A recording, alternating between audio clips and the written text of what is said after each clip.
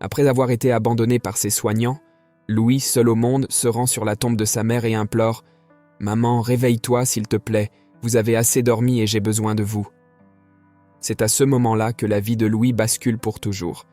L'histoire suivante est basée sur des faits réels, mais les noms des personnages et des lieux ont été modifiés pour préserver l'identité de leurs auteurs. Si vous appréciez ce type de contenu, abonnez-vous à notre chaîne. Merci. Épuisée d'envoyer des messages à la responsable du garçon, l'enseignante, dans un accès d'irritation envers lui, a élevé le ton de sa voix et l'a menacé de l'expulser. Poussé par la querelle, Louis s'est précipité vers le terrain vague silencieux du cimetière, laissant sa frustration se répandre en larmes. Les camarades de classe, insensibles, se moquaient de lui, se moquant de sa silhouette négligée, avec ses vêtements toujours en désordre et son jean usé par l'usage. Le petit, à l'âge tendre de 8 ans, ne montrait aucune résistance face aux railleries avec ses vêtements sales. Cependant, dans son humble foyer, il lui manquait des ressources de base telles que du savon, du détergent et même de l'eau courante. La question qui subsiste est comment une vie ainsi a pu affecter un garçon si jeune? Et où étaient ses parents? Maria, c'était la mère, une âme qui, à 17 ans, avait déjà affronté l'orphelinat et avait avancé seule dans une grossesse. Sa survie dépendait de travaux sporadiques, alternant entre la dureté du bitume froid et l'estomac vide. Jusqu'à ce qu'un jour gris, une bonne âme la remarque au bord de la route. Cette femme, par compassion et empathie envers son histoire difficile, s'était engagée à lui offrir un emploi sous son toit, y compris en lui fournissant une chambre au sous-sol de la résidence. Madame Manon, dotée d'un cœur généreux, n'avait pas toujours connu l'abondance, ce qui l'avait amenée à se lier à la jeune femme dans le besoin, car elle-même avait déjà affronté des épreuves similaires dans sa quête de la prospérité qu'elle possède aujourd'hui. En accueillant Maria dans ses dépendances, il n'a pas fallu longtemps à Madame Manon pour comprendre que la décision était la bonne. La jeune femme faisait preuve d'un soin et de compétences culinaires remarquables.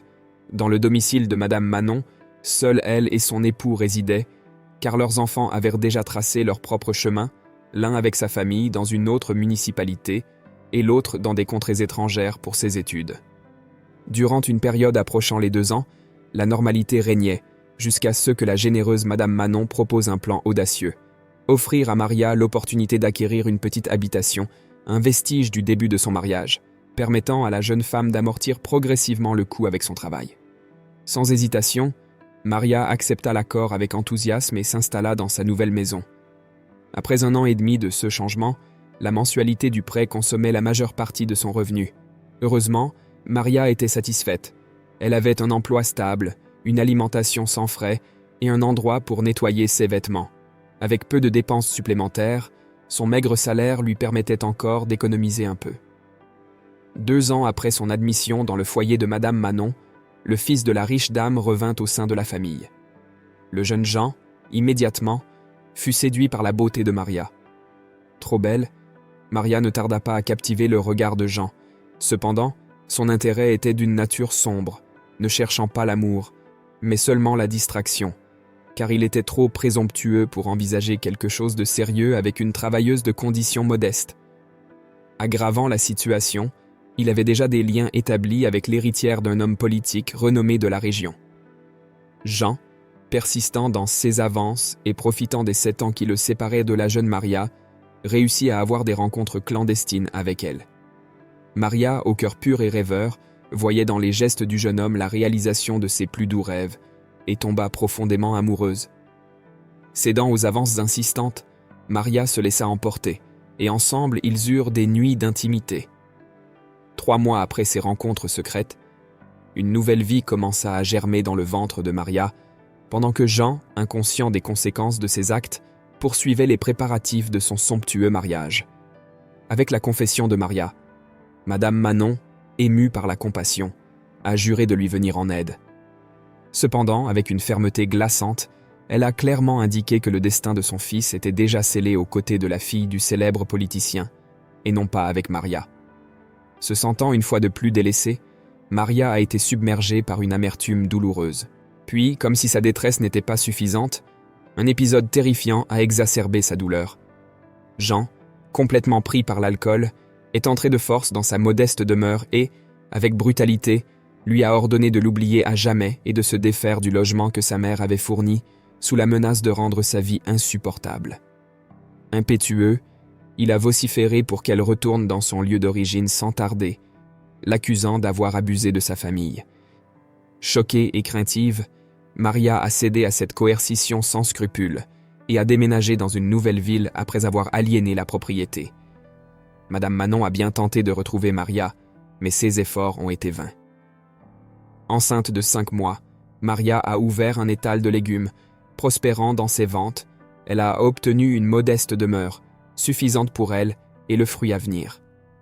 Elle a vécu des jours solitaires, soutenue seulement par la chaleur de son espoir. Même à l'accouchement de son bébé, personne n'était là pour l'accompagner ou l'attendre, mais la gratitude d'avoir donné naissance à un enfant en bonne santé et d'avoir un toit au-dessus de leur tête lui apportait du bonheur. Maria n'a jamais cessé de travailler. Cependant, son enfant était sous les soins affectueux de Chloé, une amie dévouée et voisine, qui a pris en charge la surveillance du petit, créant un lien fort avec Maria depuis le début. Lorsque Louise a célébré son premier anniversaire, il a commencé à fréquenter le marché de légumes avec sa mère, qui a assuré un emploi à Chloé au même endroit. En effet, l'enfant était presque élevé par l'amour de 2 mères. En quelques mois, le compagnon de Chloé, un employé d'une banque voisine, a suggéré et conseillé à Maria de constituer une épargne visant à assurer un avenir prometteur pour son fils. Maria a considéré cela comme une stratégie sage et a commencé à économiser chaque centime possible pour que le compagnon de Chloé le dépose sur un compte au nom de Louis. Avec l'entrée du garçon à l'école privée à 6 ans, Maria n'a ménagé aucun effort pour lui assurer une éducation excellente, comme toute mère le rêverait. Le commerce de Maria prospérait, s'étendant à plusieurs étals à travers la municipalité, et l'offre du compagnon de Chloé de jouer le rôle de gestionnaire s'est révélée être une action altruiste. Cependant, le succès professionnel ne se reflétait pas dans le contexte scolaire de Louis, qui faisait face à des difficultés pour être accepté par certains parents, dérangés par l'origine modeste du garçon. Cependant, l'enseignante de Louis, remarquant la lutte de Maria pour offrir une vie meilleure à son fils et reconnaissant le potentiel du garçon, a intercédé avec gentillesse, accordant une réduction des frais de scolarité, permettant à Maria d'optimiser son plan d'épargne pour Louis. Un revers a ébranlé la ténacité de cette mère guerrière lorsque, 6 mois plus tard, une maladie l'a cloîtrée au lit. La dévotion de Chloé ne connaissait pas de limite. Elle s'occupait à la fois des affaires et du soin de Louis, assurant le rôle d'un pilier stable dans la tempête soudaine. Les médecins erraient dans l'incertitude, incapables de diagnostiquer l'affliction qui consumait Maria de douleurs lancinantes. Louis, dans son innocence, se noyait dans un océan de larmes en voyant la souffrance de sa mère. C'est dans cet intervalle turbulent que le partenaire de Chloé a persuadé Maria de lui déléguer des pouvoirs légaux sur sa vie financière et ses affaires, un mouvement justifié comme une tentative de soulager la pauvre femme affaiblie des préoccupations mondaines. Maria a accepté, peut-être avec l'espoir que cela garantirait la continuité de son héritage pour Louis. Cependant, le destin a scellé un dénouement sombre. Maria a succombé au mal mystérieux et la cause de sa souffrance mortelle n'a jamais été découverte. Chloé, dans sa tentative de protéger le jeune cœur de Louis, a masqué la réalité brutale de la mort sous la justification que sa mère dormait simplement profondément, lui promettant qu'elle reposait désormais en paix éternelle. Et le lendemain matin, lorsque le dernier adieu a été prononcé sur la terre fraîche de la tombe de Maria, les larmes de Louis ne connaissaient aucun réconfort, bien que les paroles réconfortantes de sa nourrice et de son compagnon l'assuraient que sa mère avait trouvé le repos, et non la détresse. Un matin désolé, 7 jours après le dernier souffle de sa mère, Louis se réveilla plongé dans la solitude. La présence de Chloé était un souvenir lointain. Elle avait disparu comme de la fumée, emportant avec elle les biens de la maison, à l'exception du sanctuaire d'enfance qu'était la chambre de Louis. Dans la cuisine, une lettre l'attendait avec des mots qui présageaient un retour promis. « Mon cher Louis, j'ai été contrainte de m'absenter pendant 1 mois en raison d'affaires urgentes concernant ta mère. Ne dis à personne que je suis parti, sinon ils te placeront dans un orphelinat. Je compte sur toi. » Avec le cœur serré, Louise embrassait l'espoir. Cependant, avec le passage de 30 jours sur le calendrier, cette chaleur d'attente se refroidissait devant la dure réalité. Personne n'était venu. Abandonné dans la routine, le chemin de l'école était devenu un défi et Louis commença à arriver en retard au cours, Attirant les regards désapprobateurs de l'enseignante, autrefois si bienveillante, elle conservait toujours une affection particulière pour lui qui, à ses yeux, semblait s'écarter du brillant chemin qu'il s'était tracé. L'odeur de négligence qui accompagnait désormais Louis éveilla l'inquiétude de l'éducatrice qui, sans connaître la crise domestique du garçon, lui envoya un message à remettre à sa mère, l'exhortant à veiller à l'hygiène de son fils. Louis, malgré la chute de ses habitudes, restait attentif aux études, bien qu'un brouillard de distraction semblât obscurcir son regard autrefois vif. Un jour qui marquerait la mémoire de Louis, l'enseignante, en présence de tous, le convoqua au tableau et le réprimanda pour son manque d'attention personnelle, sans savoir que dans la maison vide du garçon, la lumière et l'eau avaient été cruellement interrompues par l'impossibilité de faire face aux factures. Les besoins de base de Louis le poussaient à chercher de l'eau ailleurs et à soulager sa faim avec des restes trouvés dans les rues. Incessamment, l'enseignante remplissait le carnet du garçon de messages qui ne faisait que s'accumuler de poussière, jamais touché par des regards maternels. Le mécontentement de l'institutrice atteignait des sommets de plus en plus élevés. Un événement scolaire avait été organisé pour présenter les créations des étudiants, mais Louis, avec les poches vides et sans ressources pour acquérir le matériel demandé, ne put présenter son œuvre. « Tu as encore échoué avec nous. Mais cette fois-ci, ce sera différent. Je promets de ne pas laisser passer cela. Je rejette l'idée d'avoir un étudiant si négligent et indolent franchissant les portes de cette institution, » vociféra-t-elle en réprimandant le petit. Elle l'a traîné dehors, sa colère devenant encre tandis qu'elle rédigeait un dernier avertissement pour la mère absente. « Si demain vous ne venez pas pour discuter, économisez-vous la peine d'envoyer votre fils ici. Il se comporte d'une manière que je ne peux plus accepter. » Étourdi et le cœur en morceaux, le garçon s'est enfui du bâtiment scolaire avec des larmes trempant ses joues et a volé vers le cimetière où sa mère reposait. Sa voix stridente a rompu le silence du lieu, réclamant le retour de celle qui n'écoutait plus. « Maman, réveille-toi, s'il te plaît. Tu as assez dormi. Tu dois aller parler à la professeure, lui dire pourquoi je manque les cours, parce que tu n'es pas à la maison pour t'occuper de moi. » Le gardien du lieu, stupéfait par les lamentations du garçon, a appelé la police. L'enseignante, dès qu'elle a été informée de l'incident, s'est précipitée au commissariat.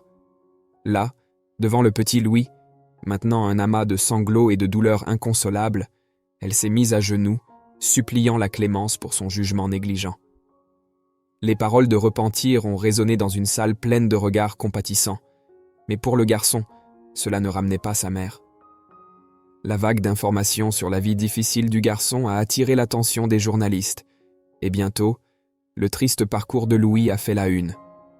Alors que la communauté assimilait encore les récentes révélations, les enquêteurs de la police démêlaient les aspects sombres de l'intrigue, pointant du doigt Chloé et son fiancé comme les responsables du drame de Louis. Ils avaient découvert quelque chose de plus sinistre encore. La triste fin de la mère de Louis n'avait pas été un accident malheureux, c'était un acte malveillant, elle avait été empoisonnée. Et la justice, comme une tempête furieuse, s'est abattue sur le couple qui était jusqu'alors ami de Louis et de sa mère, dans un coup de condamnation impitoyable. S'ensuivit alors la résolution du destin de Louis avec une urgence touchée par la compassion. L'enseignante qui l'avait précédemment réprimandé, dans un élan de culpabilité transformateur, a ouvert son foyer et son cœur au garçon. Elle s'est engagée à lui fournir l'amour et la sécurité qui lui avaient été si brusquement arrachés par la mort maternelle. Cependant, le scénario de la vie avait encore des rebondissements réservés. Madame Manon, une matriarche avancée en âge, a découvert Louis à travers les nouvelles à la télévision. Les traits du garçon ont fait battre une familiarité profonde, une ressemblance indéniable avec son propre sang. Une rencontre a confirmé les soupçons. Elle était devant son petit-fils, un lien que le temps ne pourrait pas éclipser. Cependant, Louis est resté sous les soins de sa nouvelle mère, tandis que la grand-mère nouvellement découverte s'est assurée d'investir dans l'avenir du garçon, veillant à ce qu'il ne manque de rien.